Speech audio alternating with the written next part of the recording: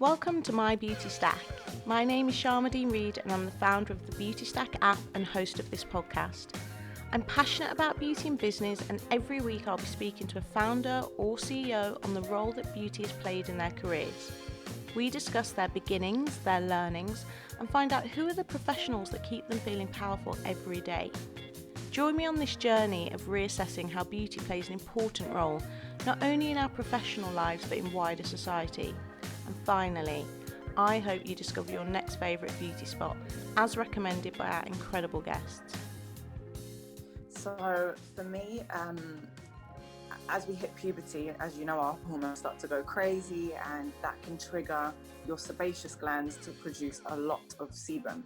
And if you are not managing that sebum properly with topical products and, healthy eating, you can flare up quite badly, and that can lead to, cystic acne, or like a lot of blackheads or breakouts on certain areas of your face. I would get on set and I would have these spots, and they would cake me with makeup, especially in the Asian industry. Like, they are very full on heavy glam every day.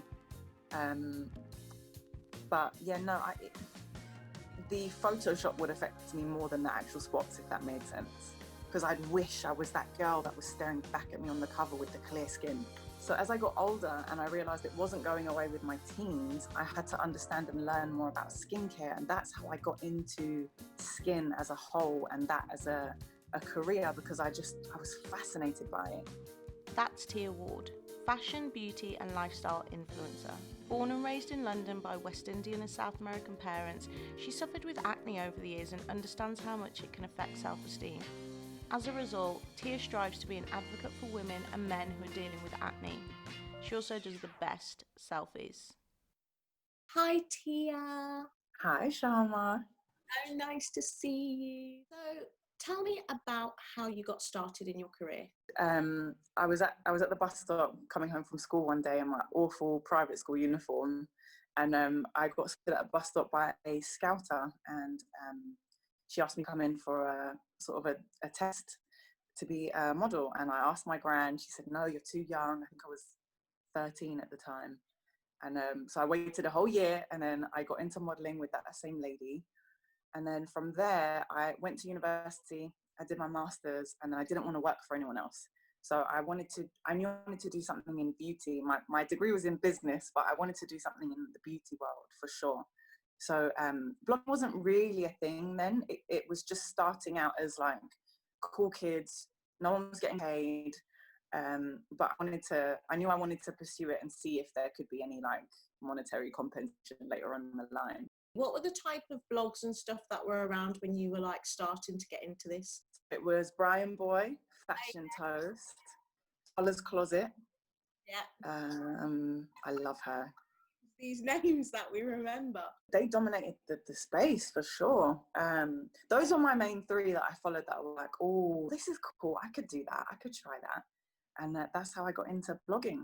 So from age 14 or 15 when you started modeling to 25, yes. Tell me about those years. Like, what did 14-year-old Tia look like? 14-year-old Tia had already obliterated her eyebrows with a Veet and then attempted to let them grow back in. I was very self-conscious, to be honest, especially modeling from a young age. You're always, your flaws are pointed out constantly. You go to a shoot and you get these images back that have been sort of edited, and you think, oh, was there something wrong with my nose or my chin or my hairline, whatever it would be that they would edit. I would think, oh my gosh. And I guess people think that when you're a model, you have no insecurities, but I was riddled with insecurities in my teens for sure. What's interesting about that is I worked as a stylist, and it's so remarkable how people spoke about models as if they weren't in the room. It really made me aware of this human being essentially being a piece of merchandise or a commodity. Absolutely. How did that affect your teenage years? Oh, so we weren't allowed to wear makeup at school, but I found a tinted moisturiser from a makeup artist on a shoot that I was doing for some kids magazine at the time. And I went and bought it with my own money. It was £20. It came in this beautiful red packaging. It was called You Rebel, I think, from Benefit. And I used to put it on, and I'd feel pretty at school. And then I went and found a mascara. I used to sneak it on, and the lip gloss, and sneak it on. And I felt really pretty.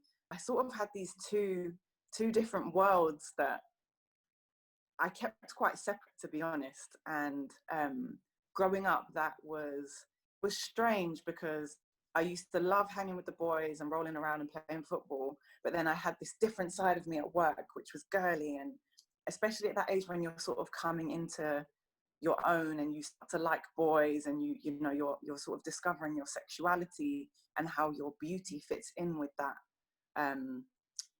side of you, and sort of learning to explore that, but without trying to depend on makeup or beauty to feel beautiful. It was a strange time for me. I think I struggled with it probably until I was around 20.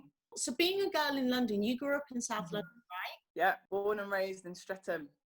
And I saw that you had done a lot of early work for Middle Eastern and Indian magazines as well. I love seeing those covers. You look so beautiful. Thank you so much. Growing up in South London and having your image transported and beamed to the Middle Eastern and Indian, like, you know, stratosphere, how did the response to that affect like how you would be back home? Because they have very different beauty standards to what we have here, right? Or do they? They do. They definitely do. I mean, the thing that used to perplex me about that whole industry was not really any of the girls were Indian or Middle Eastern. We were all like American, Brazilian, white even, because the Asian beauty ideal is fair skin, light eyes, and long hair, really. Maybe 3 or 4 of the Asian models out of the 20 that were on rotation for about 15 years, I would say there were 20 of us that dominated that space.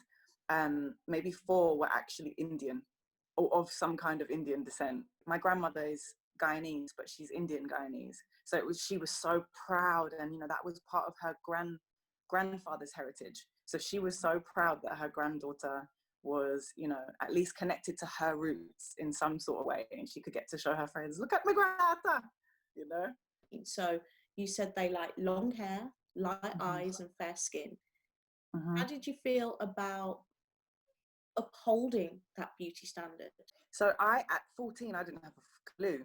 I didn't have a clue about, you know, cultural appropriation or you know, colonialism and how that affected Indian people and Black people. Maybe when I got to about 17, I started to understand the connotations of things like that and how damaging they are for people who, you know, their beauty sector targeted with lightening cream or relaxer for your hair. And it was only then that I started to think, oh my goodness, this is not something that I really wish to be a part of. And I'm mixed. So I have, you know, I have all 3 races in me. And I didn't really know where I fit with either one, because it's not like you can go, oh, I'm a white girl, or I'm a Black girl, or I'm an Indian girl. I'm not any of those things individually. So where do I sit? And that's when I started to ask questions, and I started to get a bit more uncomfortable with working for them. And I trailed off from that side and went more into the commercial beauty world. I didn't really think about it too much in my early teens. It was only as I got older that I started to understand how negatively those things affected us as women, young women especially, growing up and trying to find a space to fit into. I completely identify, and it makes total sense because I'm actually half Indian. My dad is fully Indian. It was funny because I felt different, but I didn't actually look that different. Like, I look very Jamaican, and most people wouldn't even think of me as having mixed heritage. But when you see me with all of my family, I look just a little bit different. When you're a woman of colour, a young girl of colour, it's almost like they need to put you in a category related to your hair, your skin, and your eyes and your figure. And absolutely. I think that's been an interesting journey for you, and I'm sure it's been an interesting journey for many girls. But you said, so around 20, you were like, this isn't cool. And is that when you cut your hair? Because it's like such a defiant act to lop off your hair. It's whenever really hot girls cut their hair off, I'm always like, what is the message you're trying to tell here? So slightly off topic, but I cut my hair off when I broke off my engagement. Oof. So yeah, I'd been talking about it since I was about 20. I'm going to cut my hair off. I'm going to cut my hair off. I'm going to cut my hair off. I literally talked about it for 6 years. And again, because of those beauty standards, and especially having an Indian grandmother, and my mom, like, this is your crowning glory. That was always the message. Your hair is your crown. Deep condition once a week, braid to protect. Growth is key. Growth is key. So when I spoke to my mom about lobbing it off, she was like, have you lost your mind? But then she pulled out a picture of her at about 23 where she had lobbed hers into a pixie cut as well. And I think she even did it herself. So she was like, you're my child. I get it. You have that rebellious streak in you. Do whatever makes you happy. Beauty is not skin deep. It's not about it's not just about what you look like on the outside. It's who you are on the inside. And as cliche and as corny as that sounds, I really believe that. And my hair, the journey I'd been on with my hair, I just felt it was time to come out of this relationship and really be a new person. And I didn't want to look or feel like the person that I was in that partnership. So with that, I said, all right, let's do it. And I cut it into a pixie and I absolutely loved it. So when you cut your hair, how did your old clients or people who had known you for this very long, gorgeous, what ethnic origin look, how did they react to that? Oh my gosh, people lost their minds in the best way though. Like, I got way more work modeling than I'd ever had. I got way more male attention, which is a strange thing that I noted, because my friends will tell you, and my boyfriend will tell you, when people look at me, I'm so in my own world, Sharma, I don't notice what other people are doing, unless someone actually stops me to say, oh, or, anything, where did you get your jeans from, or whatever. I'm really in my own world. I don't pay attention. So it was strange for me to see people, women and men, stare, and honestly, every day at least people would comment on my hair, because it's such a bold thing, I think, for women to have a boy cut, essentially, what is viewed as a boy cut, which is so strange to me, because there's so much power in that hairdo. I didn't realize how much a hairstyle could make you feel powerful, because with long hair, I just felt like everyone else. So that short hair totally changed your career. You were getting more work, different types of work. Yeah. A lot of studies about how women who wear makeup and have long hair in the boardroom, in the office, actually physically earn more money than women who don't look as feminine. Do you feel like your income is tied to your look? Well, for me, definitely, because I'm a beauty blogger now. So I guess, yeah, depending on what I have on my face, on my hair, or whatever, it helps to determine what brands want to work with me for certain stuff. Now, that doesn't necessarily mean I have to have a full face of makeup on all the time, because I do a lot of skincare stuff. And I suffer from hormonal breakouts, acne, adult acne, quite badly, as does my mum. So I'm constantly on the prowl for products that help keep that in check. But would it stop me from altering something on my face or my hair? When I say my face, like my eyebrows, for example. No, I would shave my head today. If somebody shaved my head today for a good enough cause, or a job, I would do it, because it grows back. And really, really quickly for me, fortunately, my hair grows really quickly. That must be the Indian gene. But yeah, I just don't, it's weird, because it is related to my job. What I look like does have an impact on the kind of brands that I work with. But I also think it's much more to do with my personality and what I have to offer, besides my surface appearance. How did you strategically switch up your career aside from cutting your hair? Did you have to move agents? Did you network in different places? Like, tell me about that process, because there are many people who feel stuck in a almost like typecast in a certain role. Yes. They only get certain types of clients. They only work with certain photographers or whatever. Have an ambition to move into a new circle or a new arena. How did you get there? So when you're a model, you're basically a clothes horse. So you turn up barefaced, blank canvas, and then somebody paints your face, somebody styles your hair, somebody puts you in an outfit, and then they've decided the photographer. You know, you have zero choice in the matter. How I took things into my own hands was I took some money out of my own pocket and invested in myself in the terms of I went and chose a photographer whose style I liked and took some pictures for my book. I went and worked with different stylists and even styled myself for certain things to take me out of that box that, you know, even the Asian market had put me in, for example. What I love about your story is you experimented with crafting your own image, and actually you just moved closer and closer to owning your own image, look and feel. So when you came out of that relationship at 25, it's like the age I feel so many people come out of a relationship. Mad, isn't it? So mad. When you came out of that relationship, was that when you started to take blogging and talking about relationships and life and beauty really seriously? Like, what was your plan for that? So yeah, I waited a whole year to talk about relationships, and that wasn't even planned. It was just something that so many people were asking me that I wanted to address in one place and kind of not dog the relationship, because he was a great man. I wouldn't have been with him for so long if he wasn't a good partner. But you know, we had our differences and some stuff happened and we went our separate ways. So for me, talking about relationships and, you know, on my YouTube channel was a way to take back my power of that narrative as well. It's all along the same lines, actually. Even with what you do over at Beautystack, you're helping women to find power and take control over the choices they make for themselves with things that might sound simple to some people, but for a lot of us, those choices in beauty affect our self-confidence in such a positive way. It helps us go out into the world and do the other boss stuff that we have to do with a level of confidence that is, you know, wouldn't be achievable without those things, maybe.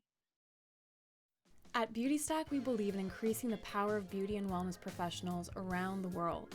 Whether that's industry power, economic power, or simply the power to manage your career on your own terms, we got you. Beautystack helps you grow your business through our app. You can build your portfolio, be discovered by clients in our home feed, and take bookings and payments all directly from your content. Because likes and shares don't put food on the table. Join the Beautystack community and download the app for free from the App Store today. Now, back to the show.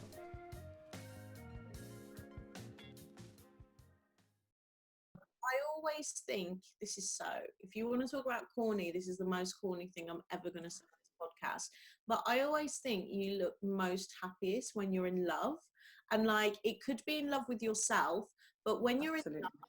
in love, it's like you glow from the inside out. You're like beaming. And obviously, babe, you're hella in love right now. You're literally glowing from the rafters. Oh my God. You know, when you're going through these other things in your life, like the stress, you know, whether you're in and out of love, the fact that during breakups you tend to eat irregularly, you eat differently, you might be drinking, you might be just consuming all sorts and doing numbing behavior, that definitely takes a toll on your look. It takes a toll on your look, it takes a toll on your skin, because all of this is related to hormones. I'm a big believer in hormones running your life as a woman, and once you figure out how to stabilize your hormones, like, so much else falls into place. You mentioned earlier that you'd had hormonal adult acne. Can you tell me what that actually is for a layperson and your journey with that?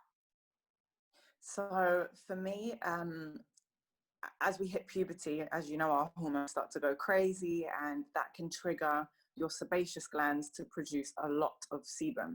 And if you are not managing that sebum properly with topical products and, you know, healthy eating, you can flare up quite badly, and that can lead to, you know, cystic acne, or like a lot of blackheads or breakouts on certain areas of your face. So I'm clear on my forehead and my cheeks for the most part. And then when I get hormonal breakouts, they're usually the lower third of your cheek. So sort of from your cheekbone to your neck.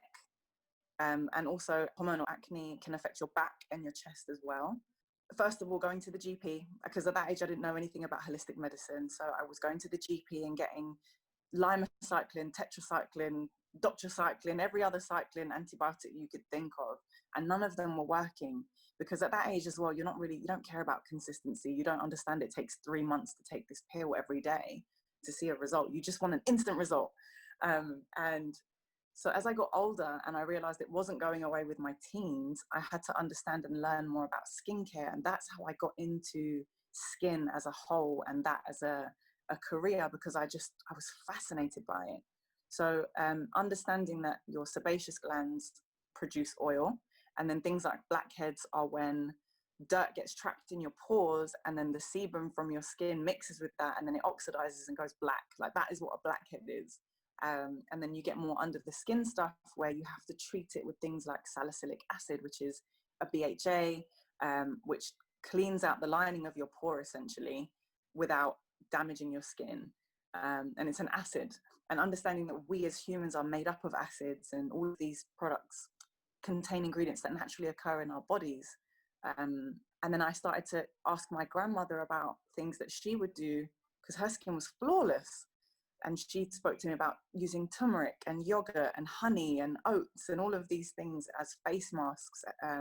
They weren't readily available. They didn't have things like chemical peels and whatnot back in her day. One thing I would suggest to anyone listening or watching is a book called The Woman Code, and it explains our cycles and how we are cyclical beings. And all of these things play into our skin, our moods, how we are feeling from one day to another. As women, we really think that our period is the only bit that matters, but the whole cycle is important. So coming to grips with that and understanding that is probably the key. If you're suffering with mood swings or irritability or skin, understanding your period will really unlock the next level for you in managing those things. And did your acne ever affect your modelling jobs? No, because Photoshop, which was another thing that I used to affect my self-esteem, because I would get on set and I would have these, spots, and they would cake me with makeup, especially in the Asian industry. Like, they are very full-on heavy glam every day. But yeah, no, the Photoshop would affect me more than the actual spots, if that made sense. Because I'd wish I was that girl that was staring back at me on the cover with the clear skin. I can't imagine how difficult that must have been, because it's a vicious cycle whereby caking your hormonal skin in makeup is also actually not helping it. It's not helping the situation to be covering it constantly with product that's not aimed at sorting it out. When you were younger and you started on the medication, did you ever feel like there was a miracle in a pill for you with your acne? Yes, and that miracle pill was called Accutane. Yes, and that miracle pill is very scary, and the side effects it has are very, very scary. And if I could go back and tell my younger self that you just needed to stop drinking milk and eating cheese to calm it down to a point where you could manage it, rather than needing to go on this really strong drug, I would definitely have zapped back in time and been like, please don't take it. The lasting effects that pill has on your body, they last a lifetime, which is why you can only really go on it twice. If you fall pregnant on that drug, your baby will be born with birth defects, no exception.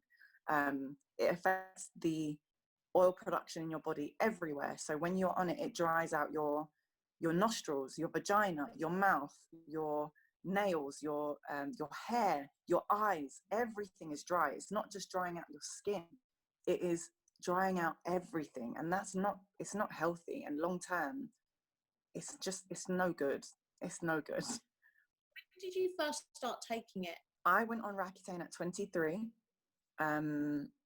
because I had an extreme, like, my whole cheek was covered in about 50 bumps, no exaggeration. and I was at a loss because I didn't want to leave the house. My self-esteem was on the floor. And I went and spoke to a doctor, and I went on a 3-month prescription, and that 3-month very low dosage kept me spot free for 6 years. I've only known 2 people who, like personally, who have taken it, and I've known them while they've been taking it, and both of them had serious side effects in terms of stress, anxiety. The side effects are so strong, but it's also really effective. So I wasn't aware of the long-term lasting effects. The doctor won't tell you those things. You have to go and do that research for yourself, which at 23 I didn't have the foresight to do. I just thought it was like an antibiotic, and I was going to take it, and I knew I couldn't get pregnant on it because it would have very serious side effects. But it didn't click in my brain that what the hell does that do to my reproductive system then, if it means that I'm going to have a baby with a birth defect should I fall pregnant. That's nuts when I think about it now at that 30. But at 23 I was like, oh yeah, it's like any other warning on an aspirin, on a when you get an aspirin or paracetamol, it says, this could have a serious side effects if taken incorrectly. Yeah, I've got a headache, let me take the pill. And it was the same thing, like, yeah, okay, blah, blah, suicidal effects. No, I'm going to be fine. I'm going to be monitored. If I start feeling funny, I'll go and speak to them. And I didn't have any of those like suicidal or negative mood changes. So I thought, oh, this is great. I don't know what everyone was complaining about. I'm so fortunate that my body didn't react in that way. But I didn't think about the inside stuff. And it's only now that I understand and have spoken to, as part of my job, getting to go to like wonderful facialists and estheticians and dermatologists, that they're like, oh my goodness, I wish I could have told you back then to not take that pill, because you don't realize how it affects the size of your pores and the size of your oil glands, and how in later life you might need those things. Oily skin is youthful skin. That's part of the reason why a lot of us as brown women we're greasy a little bit, but we stay looking younger for longer. Tell me more about how you've managed it through diet. So when it started to come back, I was already on the no milk, no dairy milk vibe. So when it started to come back, it was much less aggressive than it was the first time around, fortunately. I still love cheese. I still do eat cheese when I really fancy it. I do feel a bit gross when I do eat it, because I do know and understand more now that I've educated myself on what it is and how the dairy industry works. But oh my God, just guilty pleasure. And now managing my skin is more of an internal approach. So I make sure I drink X amount of water a day. I make sure that I'm taking supplements, and this goes sort of into the holistic side of things. I'm taking adaptogens like ashwagandha and herbs that balance your blood and your blood sugar. And I've done a lot of research into what works for me. And I've gone and had a blood test and figured out what I'm lacking. Herbs benefit you at certain times of the month or for certain skin problems, and understanding those things actually has connected me deeper to my Indian roots, because a lot of them come from Indian healing and Ayurvedic medicine, that are now being pushed and parlayed into commercial beauty products. Turmeric, which is something that we would cook with, or our parents would cook with and put in brown stew or curry, now are being used for, in actual products like Clinique or, Estee Lauder. So while it sounds OTT, if you take 2 to 3 months to be like, how does my month look like through the cycle of my location, through the moon, through my actual period cycle, and how am I sleeping, eating, feeling, mood? I use an app called Dailyo to track that's going on in my life on a day. I get 3 notifications a day, and I can put an activity like work, sleep, whatever, and then how I'm feeling, and I like match them together. So if I've not eaten healthy, I can see this. If I've been drinking, I can see this response. Right. Because when you do that in your 20s, it just sets you up in your 30s to not have the cognitive stress of like, why is my face like this today? I don't know. Let me like buy 5 products and like book this facial and do all of these things to try and figure it out. So my like big life approach is around data driven decision making, and I even do that with my face. I'm like, I would look at my face every day, every morning and every night, and I'm like, what do you need today? And what do you need based on what I know about myself? And I think that it's incredibly important to do this exercise, not only for your external beauty, as we say, but for your internal well-being and how you're feeling. So I love that you like looked at all of the things that worked for you. Now people might comment on my skin, and I think that there are critical things I did which changed the texture of my skin. And first thing was just not using face scrubs. I always thought I would scrub. It's funny, isn't it? Because you think sandpaper, wood, smooth, smooths it out. Yeah. And you're like, this is going to work. And what people don't realize is your skin is a living, breathing organism. Yes. It's not a piece of wood. So cutting out beaded exfoliants, and this is all stuff I learned from facialists and dermatologists. I, like you said earlier, used a lot of acids and changed my life. And then less so now, but I used a lot of facial oils in my early 30s, changed the texture of my skin. I'd go to bed in a facial oil, and when I woke up, my pores would be almost invisible. And then gorgeous was like serums. So understand that using serums, and that's like my thing now. And it's funny how everyone has to go through this like period of, I call it homecoming. It's like a homecoming. It's a rite of passage for sure. And it's like, actually, these are the things that I know.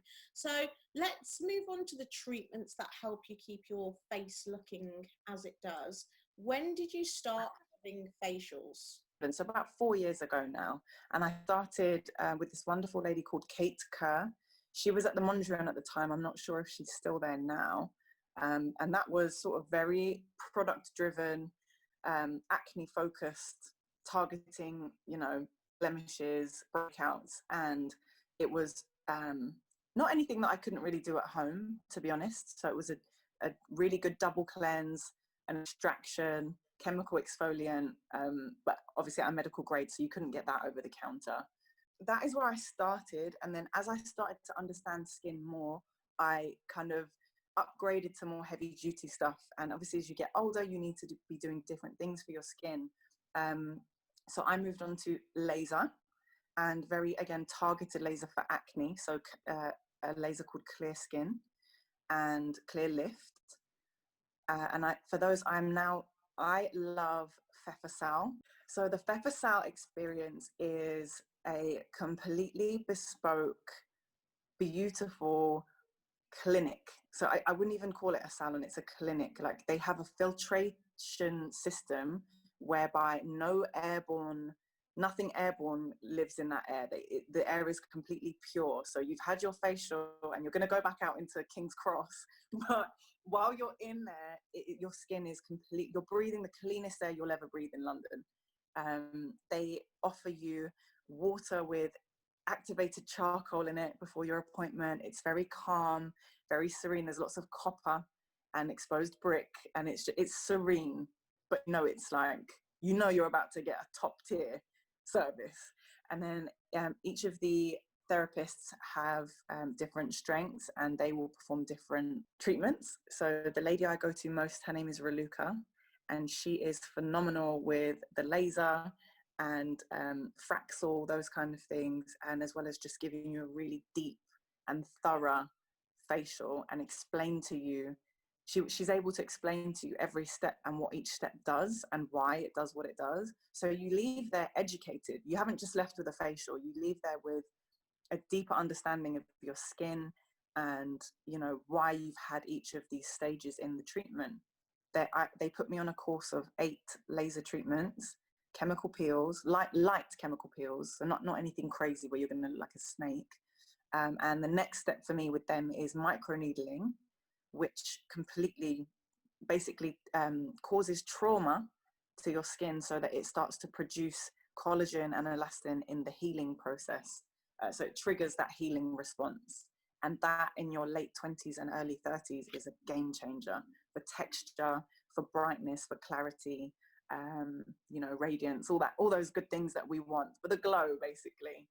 And they are, honestly, they haven't paid me to say this either. Like, I love them. They've really changed the way I feel about my skin, and therefore the confidence that I have when I go out without any makeup on. And I'm forever grateful for that. And what was the other thing you said? Thraxin or something? What's that? Oh, Fraxel. So Fraxel laser, or iPixel is often what it's called. That is an ablative laser, which means it punctures your skin. It almost leaves like a grid. So when you first have it, it leaves a grid on your skin, and it's incredible for resurfacing, for acne pitting, like the little scarring where it leaves a little dent in your skin. It's great for melasma, post-inflammatory hyperpigmentation, which is when us as brown girls, we pick and then it gets the little purple or brown mark around the spot, which stays for way longer than the spot would have stayed if you just left it alone. So annoying. And yeah, it just basically resurfaces your skin. So all of these treatments are things that you can have once a year that will dramatically improve the aging process, the texture, the evenness of your skin. And I'm only learning. I've learned so much through them. How often do you get laser? So laser is once every 2 weeks. You can have the appointment for 8 sessions, if that makes sense. But they will tailor make something for you individually. So if your skin is more sensitive, you might need longer between your sessions, for example. I will go every 4 to 6 weeks for a facial, because that is the cycle of your skin cell turnover. And they just basically help to keep everything in check. It's like an accountant for your skin. Like, they just balance your books, basically. So good, because I didn't realize. I think that when you first start getting facials, which I think typically around like 28, 29, you don't know what to expect. And like, it took me a while of having like regular facials to understand different types. Where do you get the recommendations for facial treatments? Like, what is your plug? What is your information source? Oh, so I'm again fortunate enough to be tapped into an industry where a lot of my peers go and have these great facials too. So if it's not word of mouth from somebody that I know personally, it will be from reading, logging on in the morning to Vogue.com or Stylist magazine or Beautystack, or all of these. I have sort of reference websites that I'll log into every day and just have a little browse to keep up to date with the things that are important to me, because we're in a generation where we want to click 2 or 3 words in and be able to get the information as quickly as possible. And if it's not readily available, not many of us have the patience to go searching. So if your website comes up as top 5 on that search, then I'm more likely to click and find or stumble upon the place, and then I'll go into a little bit more research. Oh, who's been here? Treatments do they offer? Let me look at their website. Let me go on Yelp and see what the inside of their salon looks like, because again, cleanliness is a huge thing. Aesthetic, I would say. I have a good question for beauty professionals out there who want to know how to work with influencers and bloggers and vloggers. I'm sure that you get a lot of requests. You're really consistent with your output, and I've got to say, babe, you're a consummate professional. You are so good at what you do that Thank you, Shalma. Get a lot of requests. What is the best way, if I'm a beauty professional and I want to start working with an influencer, what is the best way to go about that? For me personally, and I guess everyone's different, so I can only really tell you for me, or what I understand from, like, I've had this conversation with my fellow blogger friends. It's about relationships, like you said. It's about building and cultivating authentic relationships. Fepasal Funnily enough, my friend Emma Huarro, who is an amazing beauty blogger as well, she put me in touch with them off the back of me complaining to her about my skin. And she said, look, I go to these people and they're amazing, like, let me put you in touch. And the lovely lady there, her name's Kate, she booked me in, you know, gave me a rundown of the salon, did a skin scan for me, and then she offered me a course of treatments for free. And obviously in exchange for me speaking freely and organically about my experience with them. And we've just built a really great relationship in that way, where, you know, I'm receiving an expensive service for free, and as you know, as an exchange, they are then getting my audience's attention, because I don't talk about things I don't like. So people actually respect, the people that follow me respect the stuff that I promote, and they know that I wouldn't be promoting it for no reason. And they've actually seen the journey and come along with me from having bad breakouts to now having much clearer skin. But yeah, it's just about being, you know, partnering with the right people. If you are, you know, if you're offering, I don't know, if you're offering facials, it's probably smart to stick within the influencers that are in that realm, but also thinking outside the box to maybe people who do family stuff, and, you know, a stressed out mum who needs a good bit of pampering, or you know, even to reach out to athletes who, you know, they sweat a lot during their sporting commitments, and maybe they don't think about or don't put as much effort into their skin, and it would be a great way to broaden your audience by reaching out to people that are not just inside that little box, you know. Like, naturally be clear about what the like what you're offering. So as a beauty pro, it's like, I'd love to give you a facial, and if you Yes. like it would be amazing Mm-hmm. to share it amongst your Absolutely.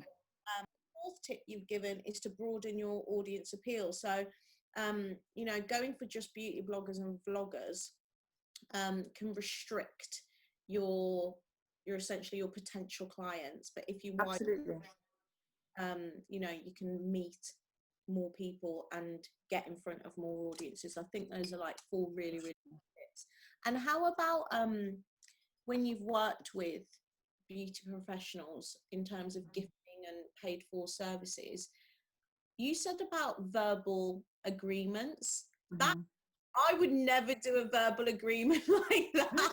Yeah, I mean, just in terms of like, oh, you know, we would love to offer you a facial, and then if you like it, could you please write about it? Like those things, when it's like that, there's never a contract in place, because if I do like it, me personally, I'm not going to go against my word. If I like it, I'm going to want to share it, because I want other women and men to, you know, to experience the positive effect that that particular treatment had on my skin, and hopefully could have on yours, if you're willing to, you know, put the time and effort in to go down there. Can I ask one more tip that Mm-hmm. I'd like you to think about for beauty pros who want to work with influencers? Is a warm intro is all well and good, but what is the best way to approach you for a cold intro?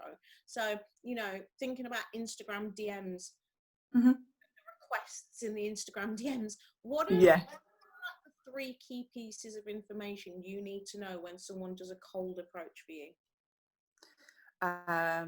So for me, I need a website of some description, or an Instagram page, like just some sort of point of reference where I can go and look at what you offer. Because honestly, looking at the level of website that is available, or the page, like what it looks like, how it works. Like, for example, if I was to come on the Beautystack website and nothing was working and the imagery was terrible and I couldn't navigate the site properly, I'd be dubious as to whether or not I was coming on board to come and have a treatment with you. But, you know, if you cold called me, let's say, and I went onto Beautystack, I'd be like, oh my God, this is brilliant. Like it functions really well. It's beautiful. It's easy to navigate, and I get to see the people who are offering the services, and the information is just readily available. I think that's really important. Just authenticity. Maybe let's say, for example, let's take Nuka Nails, like showing the service that you provide consistently. So if you do nails and there's only 2 pictures of nails on your profile, I'm going to be like, oh. But if every other picture is, or you know, every picture is nail related, then I'm going to be able to see the consistency of the service that you're offering, I'm going to be more inclined to come on board and get my nails done with you, because I can see results there. I can see, you know, the treatments there, and how many people you've worked on and how good each of those things are. Yeah, so sort of like, you know, if it's just, hi, we do this, would you want to come in for this? That, I mean, it's not inviting. If it's more like, hey Tia, you know, we've checked out your Instagram, we love what you're about, we offer this and this services, would you be interested in coming in for this treatment, or could we do your nails, or la la la la. Would love to hear back from you, best wishes, or, you know, thanks in advance. It's a level of professionalism. It doesn't have to be corporate as such, but just warm. Yeah, for me anyway, me personally. Like, does it help if they mention some of their other clients that they've done that you might know? Yeah, that's a good point. If any of my friends have been, or I don't know, let's say, oh, we treat J-Lo when she comes into the country, I'm going to be interested, because I know J-Lo's not going to have anybody, you know, on that gorgeous face of hers do anything, you know. So definitely to be able to have maybe testimonials available, or yeah, like a list of clients that you've worked with previously, that's definitely a bonus for sure. So I'm going to end by asking you quick fire questions about your stack. Just answer the first recommendation that comes into your head. Okay. And tell us, because you're very international, living between London and all over America, tell us because, you know, might be looking for this facialist in London that's down in Brooklyn. All right, Yeah. So let's start from the top of the stack. Who does your hair? Alicia Dobson at Bleach Brixton. Where do you get facials from in New York? In New York, I go to Erase Spa, which is on, I think it's 7th Avenue. And the lovely lady, Lisa, is the owner of that building, and they have yoga in there, and they do laser hair removal, all that good stuff. So it's like a one-stop shop in New York. Amazing. A Browse Your Life, I can see that they are, and who does them? So I do my own brows because I don't trust anyone else. I don't know why I even trust myself after I vetoed them off in the first instance. But I actually had them microbladed maybe 3 years ago with Nez Hassan, and I'm about to go and get them tattooed with Rachel Pittman. Amazing. Do you get lash extensions, lifts, natural? So I don't get extensions. I've never had extensions. I have had an LVL lift, which was a game changer, but I'm quite lucky in that I've naturally got long curly lashes. So if the scar is good, I'm usually all right. You get your makeup done professionally. What for and by who? Sometimes on like press trips, for example, the wonderful Nikki Wolf, who is Nikki_makeup on Instagram. She's touched my face a couple times. Katie Jane Hughes, who is a Brit living in Brooklyn as well. I adore her. She's incredible. Like, she's phenomenal. I had the pleasure of her doing my face for a Glossier trip, but not often, just day to day. Also a lovely, she's actually the assistant of both of those makeup artists I just mentioned, Maha Graham. She's amazing as well. Right. What about body treatments? Do you get scrubs, massages, anything like that? Yes. I love a good lymphatic drainage massage. The Light Salon has an incredible lymphatic drainage and LED body treatment at Hersheson's. And I think they have a Harvey Nichols location as well. They're phenomenal, like absolutely phenomenal. And I also get, like, if I'm abroad, like if I'm in Jamaica or, you know, Thailand or somewhere, I'll definitely go for a full body massage and a scrub and a wrap, some sort of scrub and mud seaweed wrap situation. If I'm in Jamaica, I always get a coffee bean massage, and the women are incredible. I go to the Round Hill Hotel in Jamaica, and that's banging. But if I'm in Asia, anywhere in Asia, I'll get a massage every day, sometimes 2 a day. For like £5. So Yeah. Obsessed. Do you mark your body with henna, tattoos, or piercings? I do have a tattoo on my wrist, which is my grandmother's place of birth in her handwriting. And I have ear piercings. I had a belly ring, didn't we all, at 14?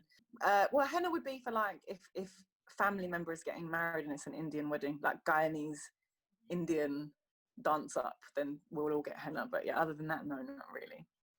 Who does your nails? So I go to a couple of places. There's my local in Balham when I need just a normal good old shellac situation. And then I can't wait to try Nuka Nails. I was meant to do something with them for Nike, but I didn't get my appointment in time. But yeah, I pretty much, this whole quarantine situation has been a shambles. It's been a shambles. Tell me about your hair removal situation. Is this something that's important? Yes, I go to Pulse Laser. They are just around the back of Selfridges. Everyone's talking about Pulse Laser. Yeah, they're amazing. They have the most up-to-date laser, which is the soprano laser, and it means that I can do my full body basically in an hour and a half. I only do my legs and my upper lip and chin and my bikini area. What about wellness? Do you do any holistic treatments? Yes, there's a lovely gentleman in Brockley called Ronald who does, I think it's called, I think if I pronounce it right, it's called Tuina. It's a Chinese, it's Chinese medicinal massage, and he does acupuncture, he does reflexology, he does sort of grounding, sort of foot baths with ginger and Epsom salts and that kind of stuff. And I'm very into all of that, sort of balancing your wellness with not just medicine, if that makes sense. And I take a lot of herbs and like concoctions in that sense, using food as medicine. So ginger, garlic, lemon, herbs, and that kind of stuff. So yeah, those are the routes I take. How do you feel about spiritual healers, tarot readers, shamans? Love it. Give it all to me. I definitely need the guidance. I don't take it as gospel, because I do believe that obviously we've got free will and we can change that course at any given moment. But I do love a cheeky, tell me what's going to happen in the next 5 years, please. Do you have a life coach or therapist? I went to therapy for a good year and a half